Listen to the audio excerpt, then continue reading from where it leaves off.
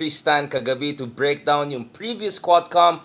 Kanina umaga naman, we had Dr. Lisandro Claudio from UC Berkeley naman to discuss the implications of the Trump administration.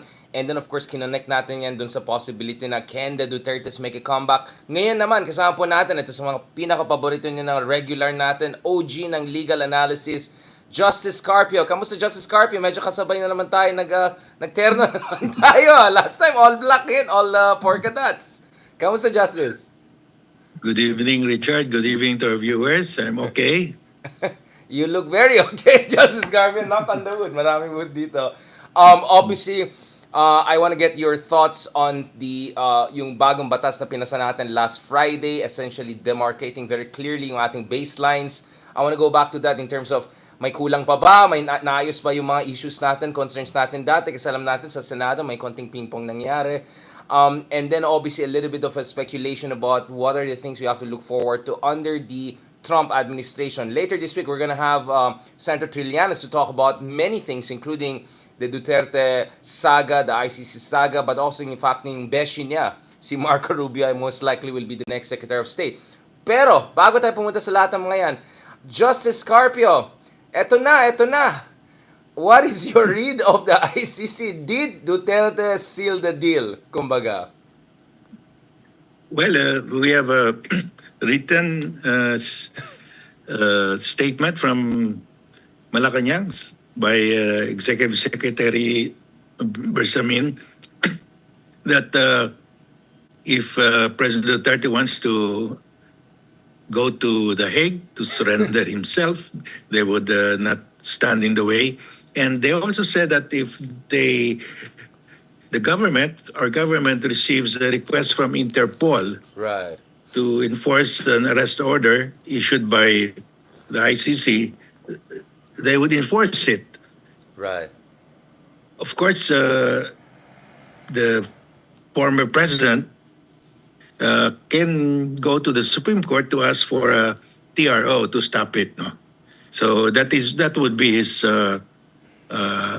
move. But of course, he has already said now that he would be willing to go there and face the ICC. So if there's a warrant of arrest, he should just go to ICC, surrender himself.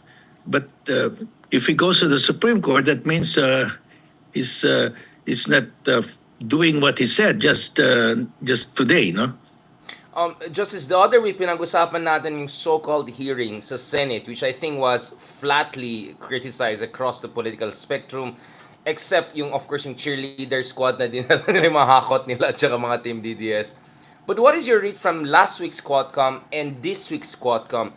Do you think medyo mas, hinimas talaga yung issue na yan? Mas lumabas talaga yung mga kalokohan, mas lumabas yung mga illegalities, irregularities sa drug war operations? And do you think Duterte was even more self-incriminating?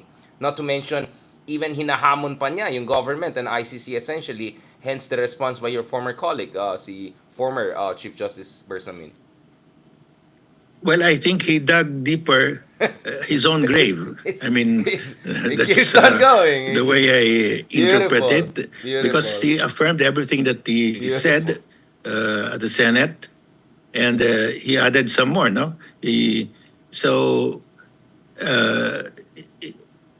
was not, it looks like he didn't want to retract whatever he said in the Senate. He affirmed what he said in the Senate. They affirmed it in the Quadcom, no? So, and he even went further. He challenged them that come here now and investigate me. And he said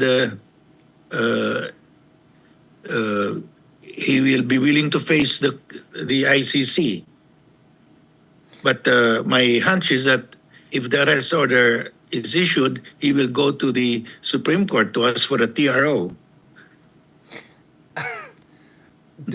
Is there really a method to the madness, or this is just madness? This is just Digong really losing it? Because I'm trying to figure out ano pang gusto mangyari ni Digong.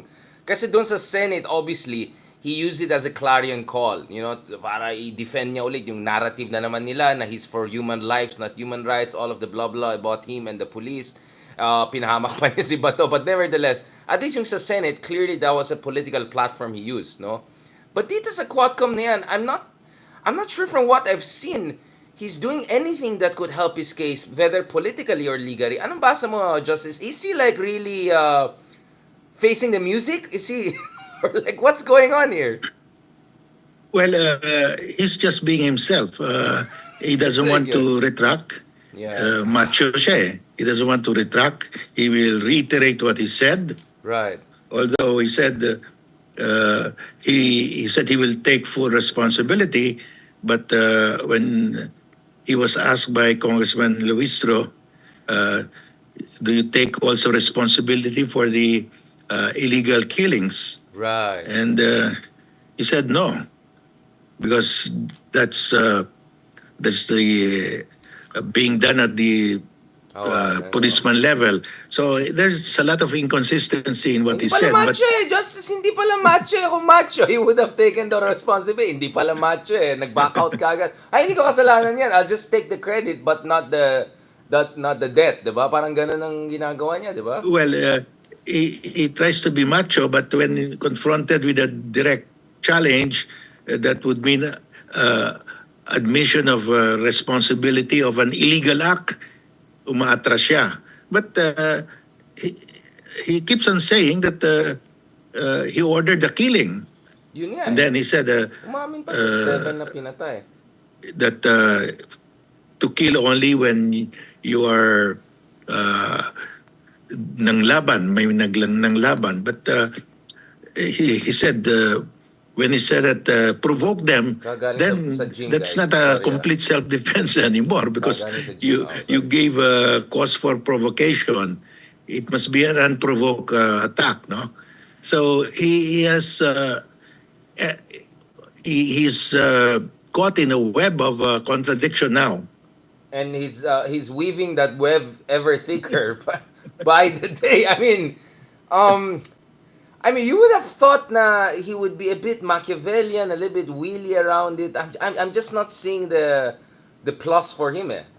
So I don't know if he's already in this fatalistic mode na just do it nag Frank Sinatra na ba siya, or he's still hoping na he can get some sort of sympathy or rallying cry.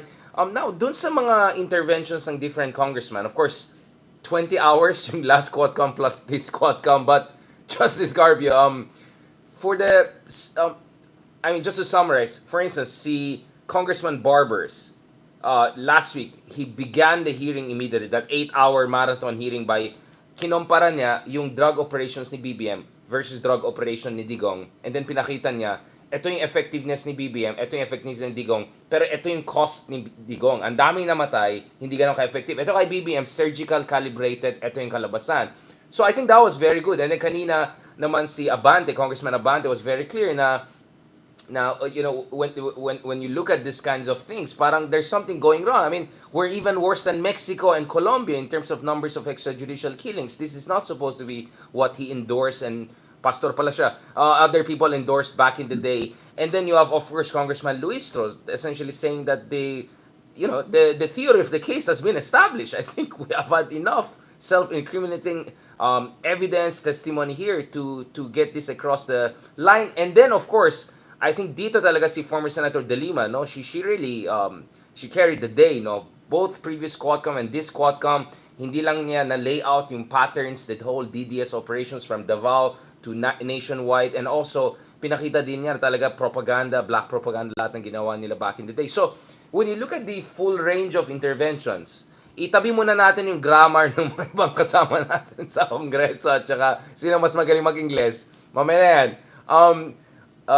What is your read of the quality of interventions and cross-examinations we see? Obviously, it was way superior to what we saw in the Senate. But ano yung mga nag-stand out sa'yo, Justice?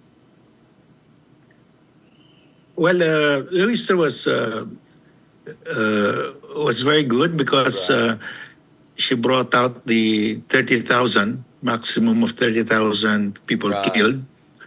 And she brought the topic to the quarry Yeah, where they buried the dead, Right, no? right. Where they found the bones of those who were killed.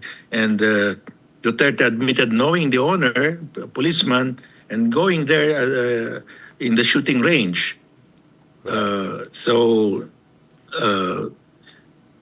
the in other words, the the place where the victims are buried was there. There's an admission Yeah. that there's that place, no? And that's exactly why Duterte got mad at Laila de Lima, because Laila went there to examine that place. Yeah. So I think given the time constraint, the congressman did quite well. They did their best, I would say, and they. What's important there is that uh, they were able to uh, get the former president to confirm what he said in the Senate Right. and to admit that there was in death, in fact, that the killing of those involved in drug trafficking was part of the policy of his government. And there was a reward system that was Right. admitted also. Um, so you think na-establish yung systematic nature of this? Kasi, yes, I agree that the young guns, whether, yes, it's Gutierrez, Luistro, a lot of them, I don't know about Dan Fernandez, but I think a lot of them did pretty decently. Ang akin lang, Justice, is, ang dami nagtatanong ngayon, ano bang, ano bang hinihintay natin? Kasi, parang ang concern na ibang tao, ano ba, dinedrag ba ito hanggang election para may free airtime? Hindi ko sinasabi na lahat ng congressman dyan ay nagpapakute lang. In fairness, I can see the sincerity, the robustness of the intervention, but ano pa ba hinihintay na? I mean, what else are we waiting for here? Yan ang hindi ko... Well, Mm, I think because it was Duterte himself said, why don't you investigate? Matagal na akong nagpapatay ng tao and hindi kayo nag-investigate sa akin. He was challenging the right. DOJ and telling the DOJ, yes, I've been killing people, but you have not investigated me. But I think what they're doing is they're waiting for the ICC to issue that warrant of arrest and they will turn him over. It will be easier for them. So, yun talaga yung theory natin na hinihimas bago katayin. Katayin. I mean, so I think this more or less confirms we're a little bit behind schedule. We were expecting it the other month pa. Pero yung mga kadidiyas natin, huwag kayo masyadong excited. Papunta rin tayo dyan. So, I think it's quite confirmed na may negotiations behind the scenes between ICC and the government. Well, I don't have personal knowledge, but I'm sure the ICC feels the heat now because Right. this guy Duterte has told them, "Hey, why are you so tardy? Bakit ang bagal ninyo?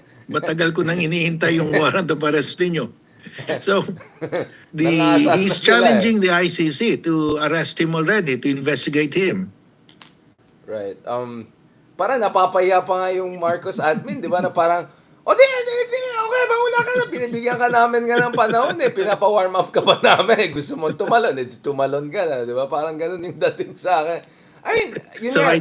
I think the pressure is on the ICC now to act Yeah. because the accused himself is saying, ang bagal ninyo. Exactly. Bagal nyo. Tuloy si Darian at saka si Justice Garfield. Tinetroll lang. No, I mean, I know for a fact that there has been tough communications going on. But what do you think is holding back ICC aside from the fact that, my goodness, they have 10 other conflicts to look at as we speak?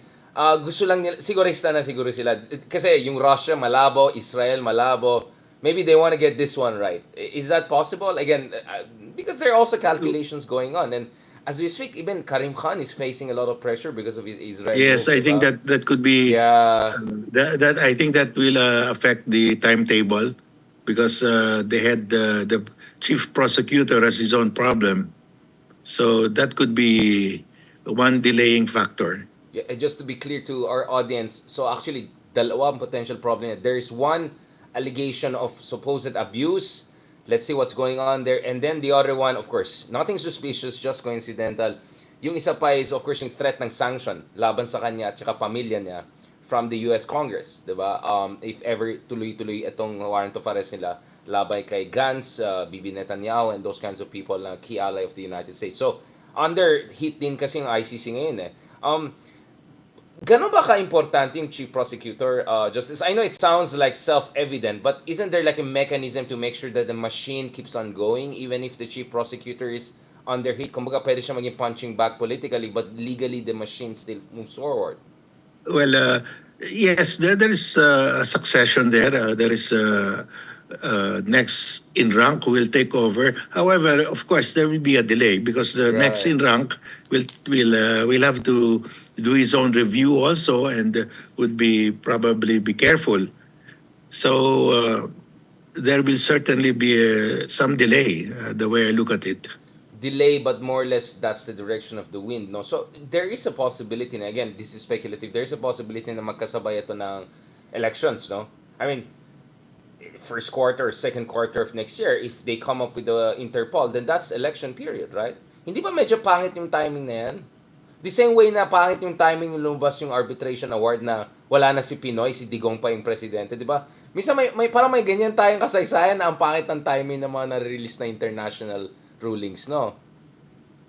Well, matagal pa naman yung election.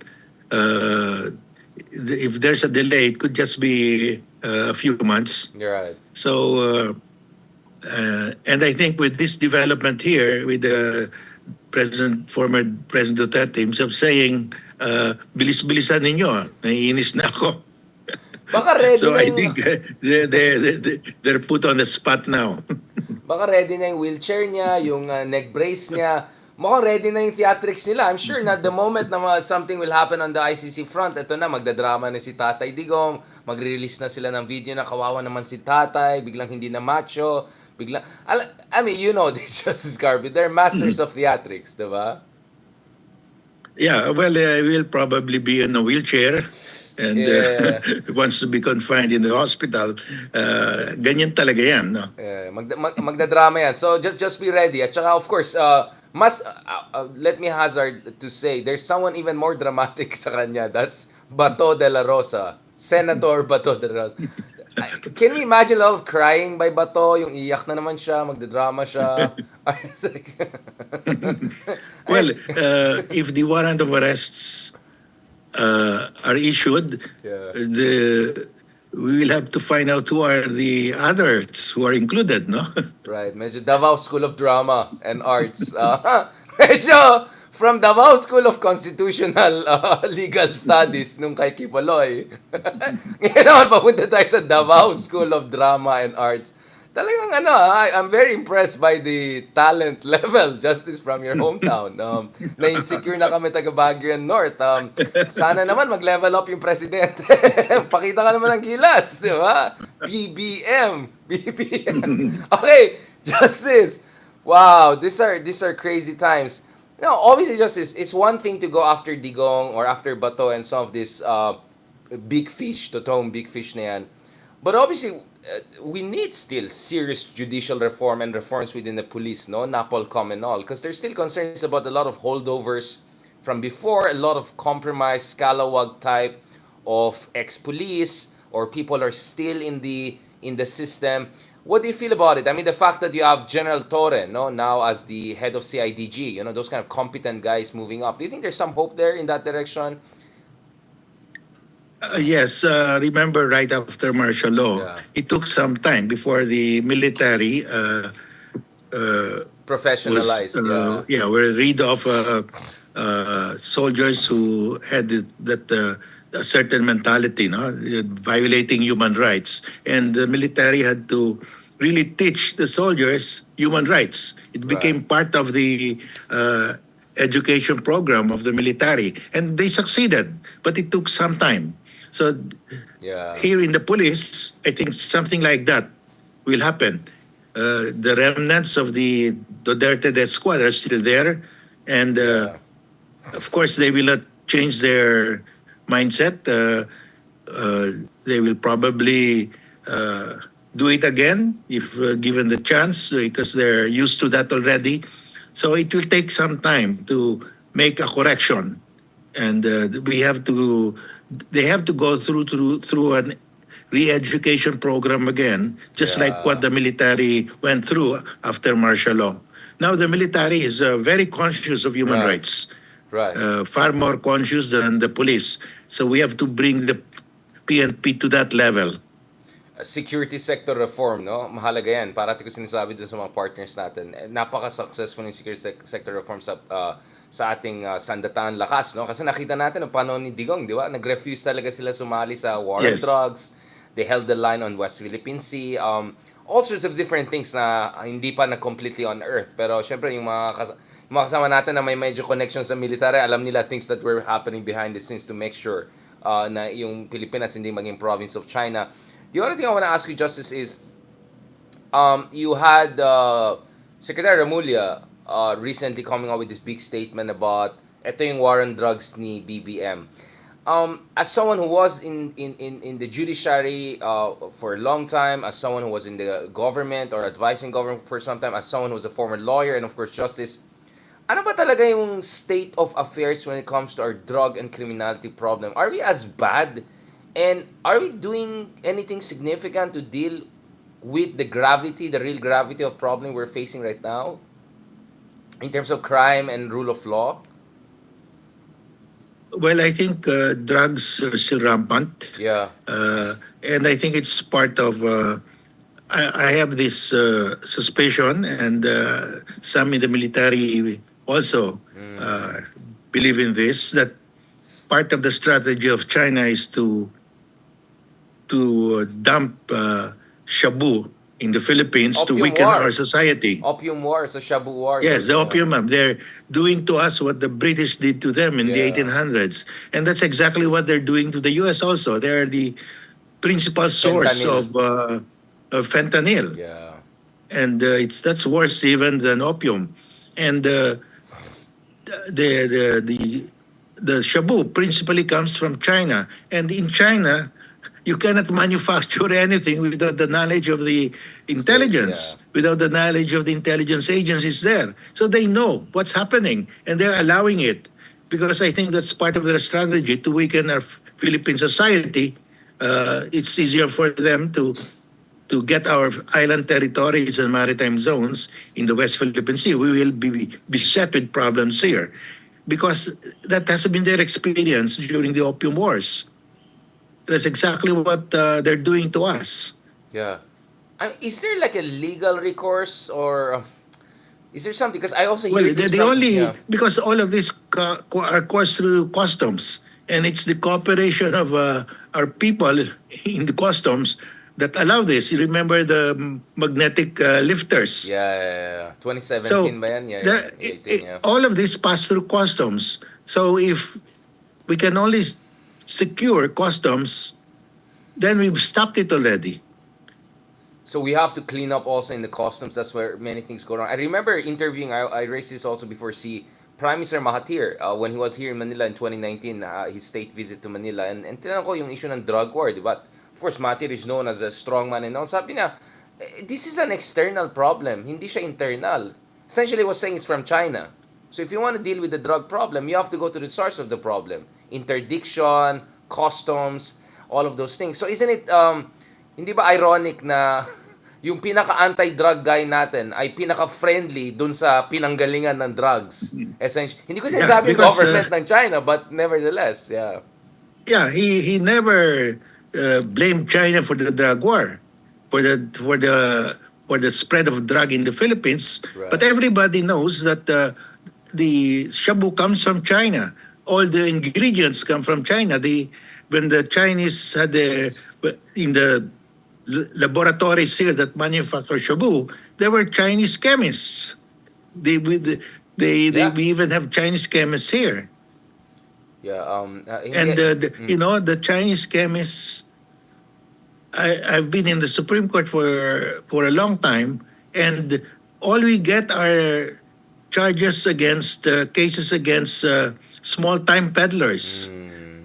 The Chinese chemists, the big drug lords, maybe one or two, or maybe Yeah. at least one only. I've come across at least one case only. So, I mean, that's the first thing you can find out, because you cannot cook shabu without the barangay knowing it, because it's Right. of a smell. Every barangay Yeah, chair would know right. if there's a shabu laboratory in his barangay. So, but they always go after the small-time peddlers. Cosmetic para lang may masabi lang, may ginagawa essentially, 'di ba? Yun yung concern natin. Kaya nakakalungkot talaga na marami nag-support sa war and drugs without looking at actually what was happening, which is hindi pinapatay yung mga big time drug dealers. We're not saying na dapat patayin, but I'm just saying hindi talaga binibigyan ng sapat na attention yung ugat talaga ng problema dito. Justice, going Well, back, there's a case of in right. Davao. They even say that Michael Young was one of the I was about to shabu. ask the young and the lean and all of these guys, all of these characters. Yeah. Yeah, there's a testimony. There's a affidavit of Matobato and Mascareñas that Michael Young was had a shabu laboratory in Davao. Just figure, this is the Michael Yang, aka Presidential Economic Advisor, hindi ko. Yes, the presidential like, economic advisor. is it okay for forget about drug lord for he's a Chinese citizen, isn't it? Can a Chinese citizen be a presidential advisor? No, you have to be a Filipino citizen to be an employee of government. So so what's going on? Like ganong ka garapalan yung panahon ni Digong? Of course, we know the answer, but just to emphasize, anong inisip ni Digong na they could get away with this stuff, putting dodgy foreign citizens in charge of top positions? Well, he knew that nobody would oppose him. Everybody was afraid of him because they know that he had a death squad. Right, right. So they thought forever na sila. 1,000 years of Reich. Ay, sorry. 1,000 years of Duterte admin. So Justice, what is the best way to fight drugs and at the same time also win over people? Kasi yun yung ginagamit ng mga DDS, di ba? Parati nila sinasabi na wala naman kayong ginagawa sa drugs eh. Polvoronic nga yung presidente, di ba? Parati nila sinasabi, si Digong lang lumalaban eh. What do you think the government should do to restore confidence na something is at least being done? Should there be some big drug bust every now and then? I don't know, some big drug lords apprehended. Obviously, may kulang eh. Di ba? May kulang eh. Kaya yan ang ginagamit ng mga DDS to say, ito si BBM, ano yan? You know, madali lang yan, Richard. Pantang yung port area. Have a Yun. very strict inspection. Right, right. Dumadaan lahat dyan eh. Have a very strict inspection. There should be layers of inspectors so that if they can pass through one, they have to pass five more. Yeah, exactly. 5 more. Put 6 layers of inspectors, so at least one layer can catch and that's it. Yeah. And ganun ka mainstream yung I mean like they're not even doing like Mexican cartel submarine and all. It just goes through the airports and all. Ganun Yeah, it kasimple just lang. goes through. Yeah. Yeah. You've seen the magnetic lifters. Yeah. They're not even trying. They're not even trying. Do you think, Justice, kasi yung angle ng fentanyl, opium war, shabu war, mga ganon, narinig ko rin sa mga Amerikano, especially mga Republican Party. I talked to a couple of guys in Heritage Foundation and all, kasi I was asking about Trump and all, and lumabas itong fentanyl issue na ito. Sa tingin mo, can we have a cooperation with drug enforcement agents in US from a very national securitized point of view? Kasi if we're seeing this as a sabotage activity, di ba? Shouldn't we work closer with our key allies on this issue? Yeah, we should be exchanging information. Right. Because they're having a hard time because the fentanyl is sent to Mexico and Right. just brought over the border, no? Transported to the U.S. over the border, and the U.S. authorities have a lot of experience, but they can hardly cope with this smuggling of fentanyl into the U.S. because there's really a lot of money involved. And it's so easy to But, manufacture, very cheap to manufacture fentanyl. Yeah. Yeah, and it's really very bad. The side effect of fentanyl is Yeah. worse than opium. Grabe, no? Grabe, no? Yeah, I mean, some of the areas like San Diego, I have relatives and all. sobrang badly affected daw. Every day daw may pumapasok from across the border, no? From Tijuana and all of those places. So I understand bakit siguro nanalo itong si Trump. Did you expect Trump winning, Justice Carpio, so easily in terms of electoral college and also sweeping No, I House and didn't Senate? expect him to Yeah. win that easily. Yeah. I thought it was a cliffhanger. Well, popular vote was close. 50% point four for Trump, 48% for Kamala, but so 2%, less than 2%. But you're right, electoral college, all battleground states, everything flipped for Trump. So what is your sense with the Trump administration? Because on one hand, Trump is also a populist like Duterte. Alam mo, at the same time, alam ko marami nagagalit sa akin kasi pro-Lenny at pro-Trump din sila. Kasi gusto nila si Trump for Christian values, Catholic values, anti-abortion. Okay, whatever. But my point is, he's also a populist. Let's just be clear about that. Nevertheless, he's a China hawk. So, base dun sa mga new appointments, Secretary of State, Secretary of Defense, the names that are popping up, well, none of them have deep experience in foreign or defense policy, although I would say Marco Rubio, in fairness, as a senator, was on top of a lot of important issues relevant to Philippines and China. But what do you feel about it? A former Fox News military veteran being Pentagon chief and a former senator, Florida, essentially Florida men running the show. Congressman Waltz also running the show. What do you feel about this? Do you think it's good for us na maraming China hawks potentially coming in? Well, that's good. Rubio has been very strong against China, Right. and on the South China Sea, he has been supportive of preventing China from expanding. And I think everybody below the president will be strongly against China Yeah. and the Chinese policy on the South China Sea. The only question is the president.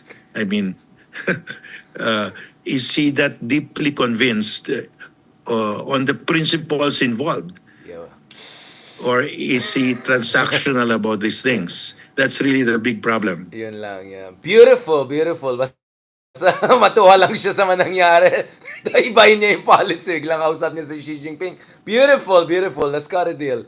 Yeah, I mean, Yeah, because President yeah. Xi Jinping, remember, offered the U.S. to divide the world. He said, "We'll take the South China Sea beyond the first island chain that's yours. The world is too big for both of us. Why do we have to quarrel and Yeah. spend money uselessly?" I mean, Trump is very transactional, and he could say, Yeah. "Yeah, that's correct. We don't want to be spending for these people who don't want even to spend on their defense." Yeah, kaya I hope he'll be busy enough with tweeting and fighting people domestically so he can allow the professionals to do the job, right? Because I won't be surprised he's gonna tweet against Adam Schiff, Nancy Pelosi, everyone that went after him is gonna call judges in Manhattan who convicted him. So let's just hope he'll keep busy on his Twitter feed and all of that with Elon Musk and all. But it's risky, yeah. I mean, either way. But nevertheless, Justice, do you think that under Trump, baka ma-pressure din ang Pilipinas to be more aggressively involved in the Taiwan issue, host more EDCA sites, more American weapon systems, medyo ipitin tayo ng konti? Isn't that the concern? Because that's what I hear from a lot of my American counterparts na the Trump administration was much more pressuring. Yun lang, nagkataon lang digong yung presidente noon.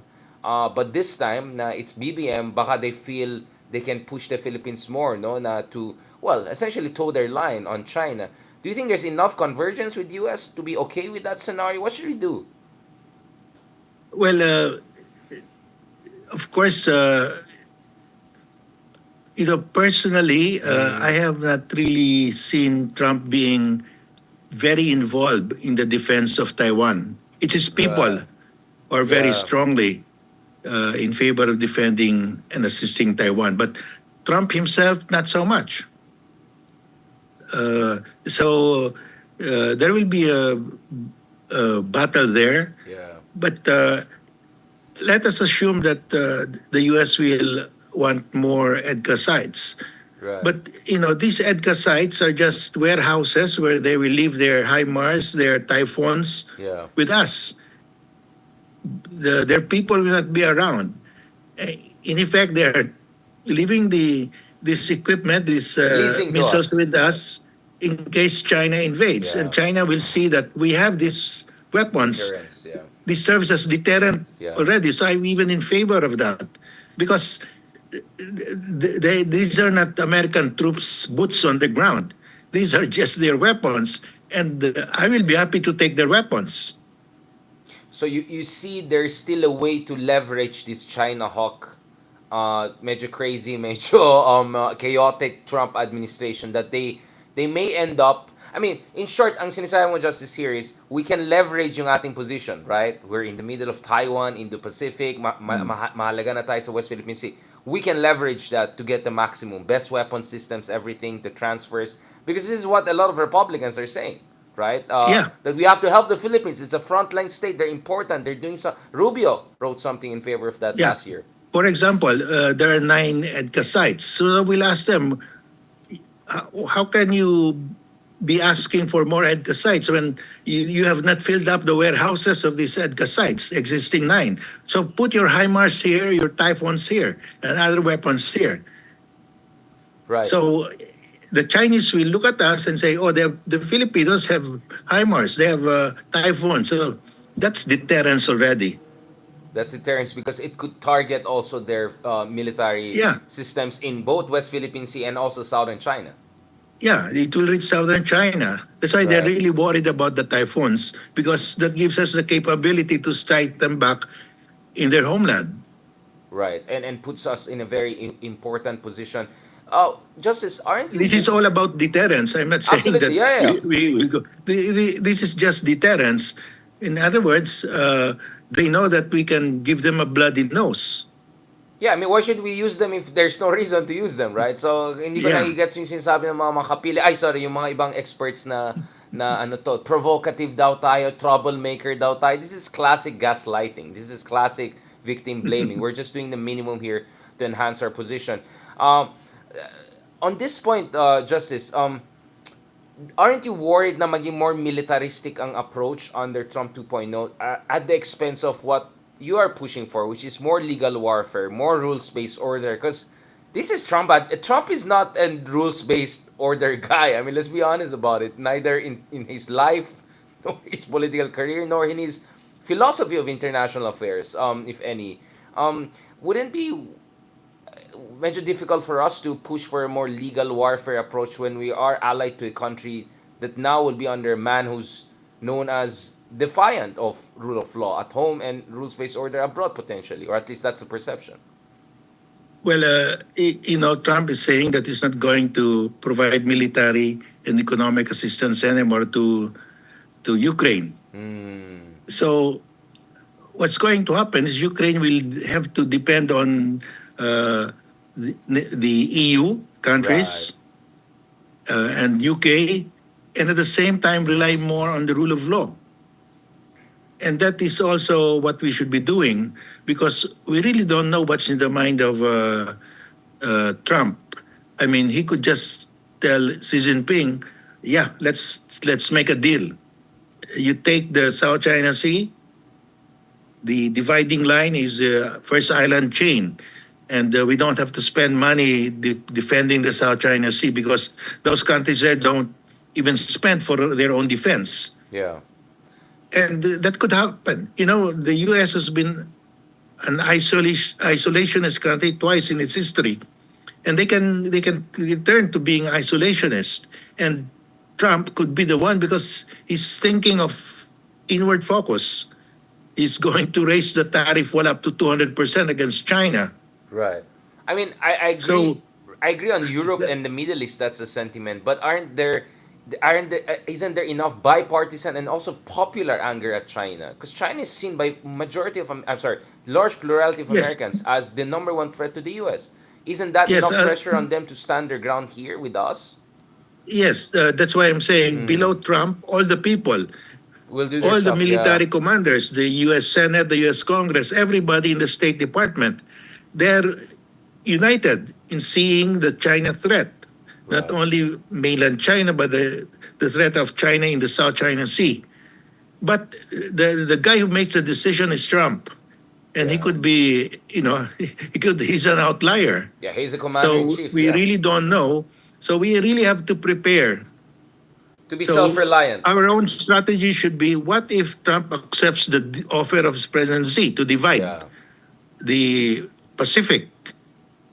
Right. So we lose uh, the West Philippine Sea to China in that case. Because if today the U.S. will withdraw from the South China Sea, tomorrow the 9-10 dash line becomes the boundary of Right. China. Right. So we have to prepare for that day. I thought that this would happen maybe 10, 20 years from now, but it looks like it could happen anytime now. So we have to prepare and accelerate our modernization, strengthen our Navy and Air Force. Right. Right. And accordingly, we should probably also work with some of our neighbors who are also worried. Korea, Japan, Australia, right? And Taiwan, not to mention, right? Everyone is gonna get hurt. I'm big time if they caught that essentially a Chinese Monroe Doctrine, right? Sa'yo na itong first island chain, di ba? Good luck na sa inyo. Huwag na tayo mag-away. Buffer na natin tong second island chain, di ba? I mean, again, this is a worst case scenario. But do you think that's the natural way? We should work with Japan, with Korea, with Australia. Because kawawa rin yung mga bansa na yan if mapabayaan sila ng America on their own. Yeah, we have to work with them, but our first line of defense is really to strengthen our own internal, our Navy and Air Force Right. by acquiring more of these BrahMos type missiles At mas or mabilis. HIMAR Kasi kung missiles. submarine yan at aircraft, matagal yan eh. At saka mahal. At saka, Oh. yung submarine napakamahal. Oh, At least yung BrahMos, you can have several batteries spread in Palawan and in Right. Luzon. Right. For one submarine, you can have a lot of those BrahMos missiles, missile batteries, no, and they are mobile. So we there's the way I look at it. There's urgency really to strengthen our air and naval capability because we don't know what will happen. This is, for me, it's a big question mark. While we have the people under Trump and everybody down the line are with us on the South China Sea. Trump himself, I really do not know what's in his mind. He could change his mind anytime. We just don't trust him. Let's just put it that way. We just don't trust the guy. Great guy, wonderful Well, guy. if you have a guy who says,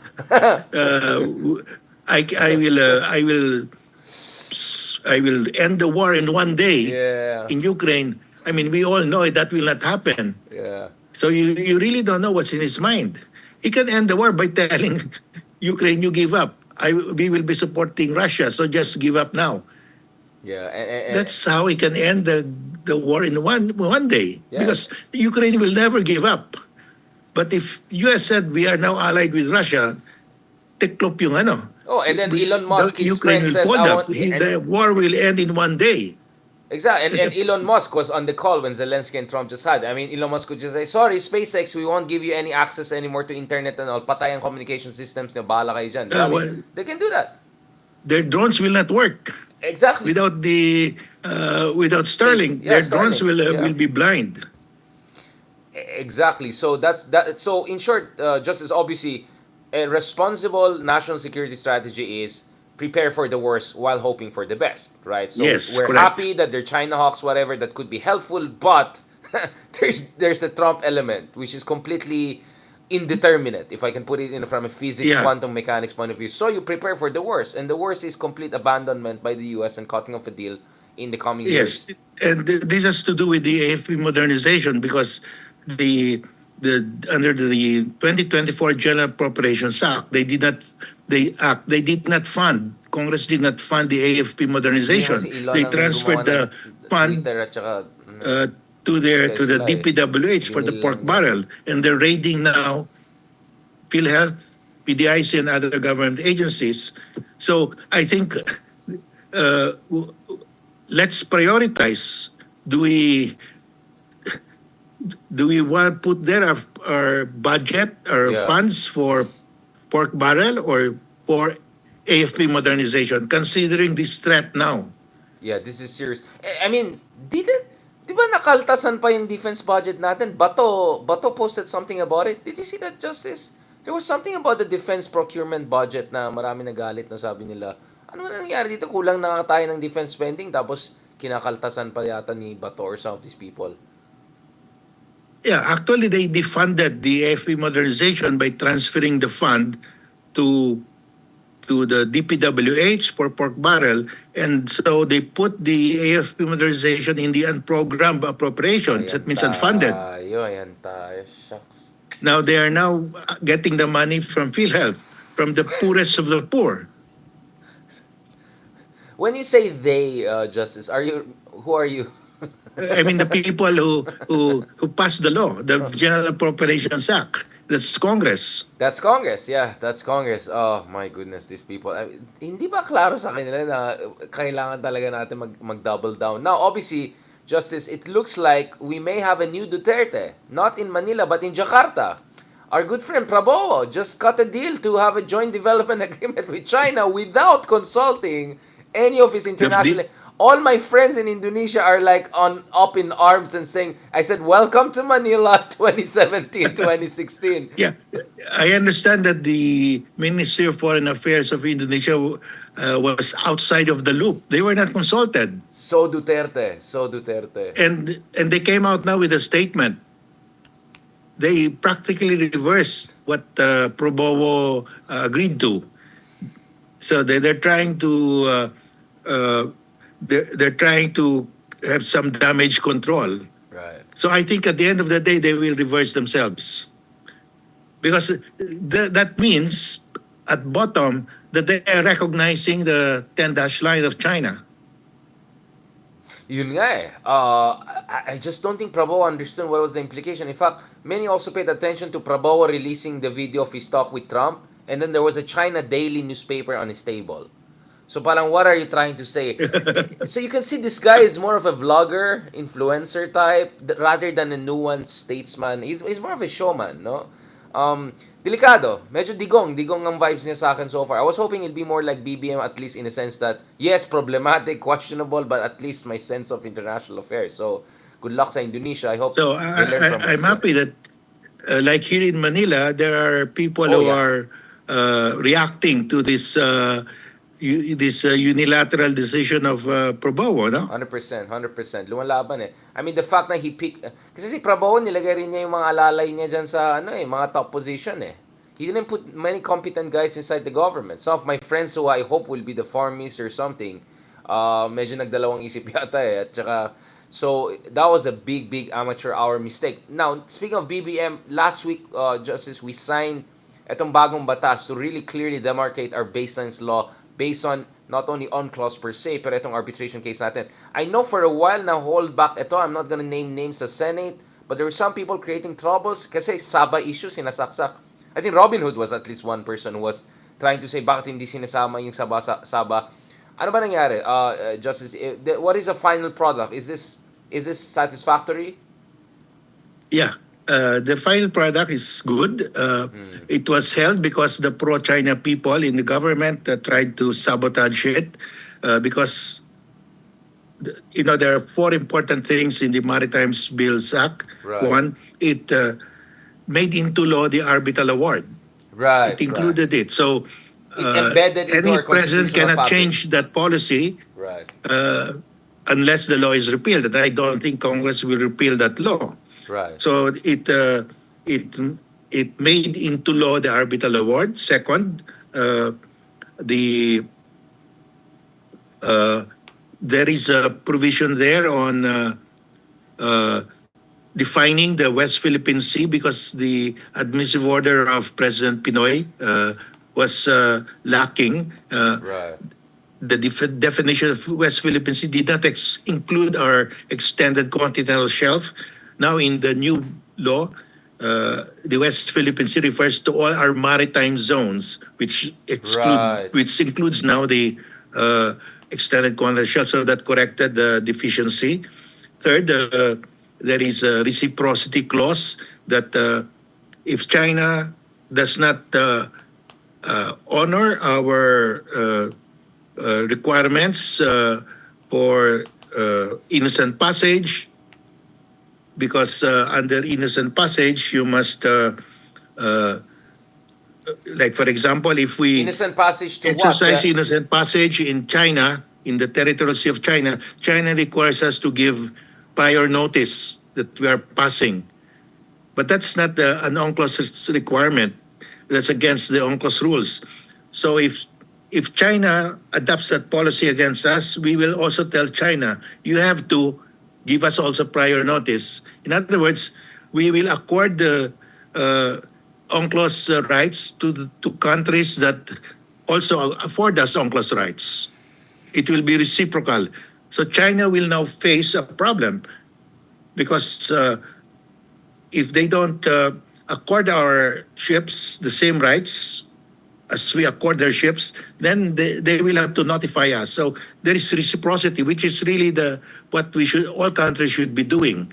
So I'm very happy that it's in our bill. If all countries adopt reciprocity, China will be isolated, and China cannot even go to the Mediterranean Sea, to the Baltic Sea, without complying with UNCLOS. Did we get an So inspiration on that from anyone? And obviously, we're talking about Hainan, right? We're not talking about their fake islands in the West Philippine Sea, no, right? no, yeah, no, we're Yeah, we're not. talking about Hainan and their actual territory, not the Mambo Yeah, Jumbo mm, islands they built yeah. there. Did we get So it from that's another country, this reciprocity clause? Is there any other country that has something similar, Justice, around there's the... none. It's the first time Oh, I wow, this is another recommended that first. Oh, wow, congrats. I recommended that it be inserted, and I'm happy that Oh, wow. they adopted it because that's the one way to force China to abide with the UNCLOS. Because what China is Interesting. doing, everybody abides with the UNCLOS, but China is not abiding with the UNCLOS. It's taking a free ride. So Right. there should be reciprocity. And, And I hope other countries will follow this. well, this And the recip... fourth is Yeah, please, fourth, yeah. we have clarified the internal waters that the waters seaward of our baselines are archipelagic waters, and Right. there's still internal waters like Manila Bay are internal waters. So we have clarified we've more or less harmonized our constitution with the interpretation with the UNCLOS. Thank you for the justice. So the APAD is, first of all, we embedded it into our constitutional order, speaking of the 2016 arbitral ruling. Number two, sinama din natin yung continental shelf, yung mga ibang maritime Yes. zones natin. Pangatlo, this is the unprecedented one, the reciprocity clause. Although the issue of reciprocity came up every time I was in Washington, D.C. on other issues rin, di ba? Yung Yeah. strategic investments, telecommunications, Yes. etc. But this is The right of Americans innocent finally passage. realized that Right. they were opening their economy to China, but China was not opening their economy to the Exactly. Americans. So they said everything now will be subject to reciprocity. And that's also the position of EU. Right. On economic matters, trade matters, it will have to be reciprocal. All privileges, incentives will have to be reciprocal.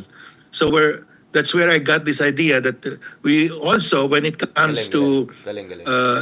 law of the sea, there should be reciprocity. So this could be kind of also inspiration for parallel legislations, right, on reciprocities, including strategic investments, etc. Diba? Now, if we allow China to Yes. invest in this sector, they should also allow us to invest. Yeah, Otherwise, we've included this already in our amended Public Service Act. There's a Public Service reciprocity Act. clause there. Yeah. I also recommended that Oo nga pala, no? that be Yeah. included. Public Service That Act. Opo. because we opened up our telecoms Correct. to China, to all the rest. China But Telecom, yeah. it will have to be reciprocal, and China will never agree because for Right. them, telecoms is a strategic industry for security reasons, national security reasons. They will never open it up. Critical infrastructure. May question tayo dito on Escoda Shoal. What is the latest that we know, Justice, on the status of Escoda Shoal in terms of access? Kasi pinabalik na yung mga bata natin yung few months ago, di ba? We needed to... Obviously, we don't have enough capital ships, flagships to sustain enough presence. Anong basa mo dyan? Yeah, what is the situation in Escoda right now? Well, we have not returned to Skoda Shoal, Sabina Shoal. I don't know the plans of the Coast Guard or the Navy, but we have to one day go back there. Otherwise, China will be entrenched there.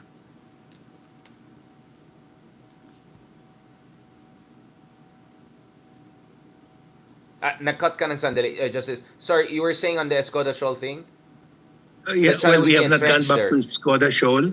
We have not gone back to Skoda Shoal, but we have to go back there. Otherwise, China will be entrenched there. Yeah, yeah.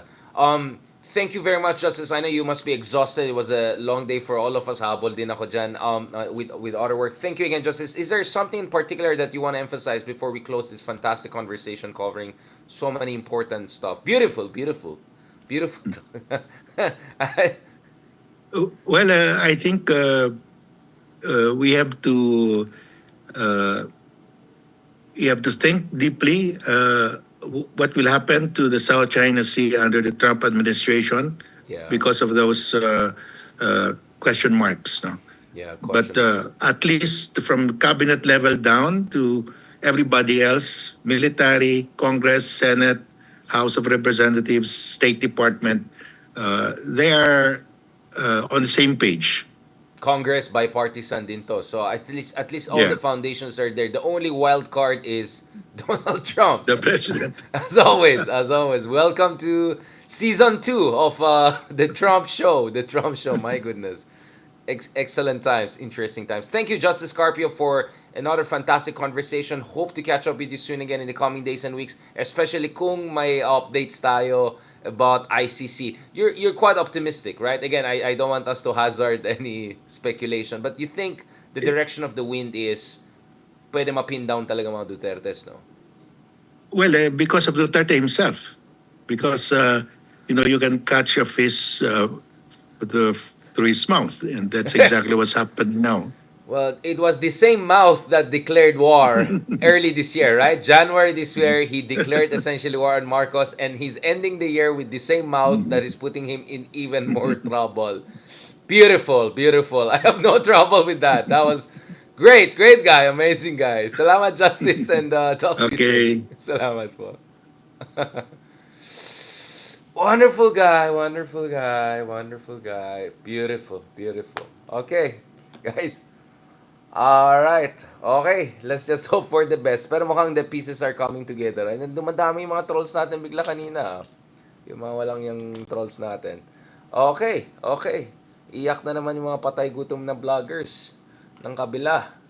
Akalain mo yung iba dyan. Mukhang bayaran pa nga ng mga dynasties. Bayaran pa ng China. Ay, sorry. Bayaran pa na ano. Patay gutom pa rin. Patay gutom. Hindi ko talaga maintindihan yung mga taong yan. Wala na kayong kaluluwa. Ma-impyerno na nga kayo sa immorality and all nyo. Patay gutom ba kayo? Talagang ganyan, mga third rate lang talagang kaya mga ano ng mga kaibigan natin dyan. On that note, thank you very much guys. It looks like hindi pa ako 100% na nag-recover from crazy week. Crazy week, crazy week. Kahapon we had 2 other interviews naman with one with a populism expert na alam niya Hungary, Viktor Orban, because Viktor Orban could be a model also for Donald Trump potentially.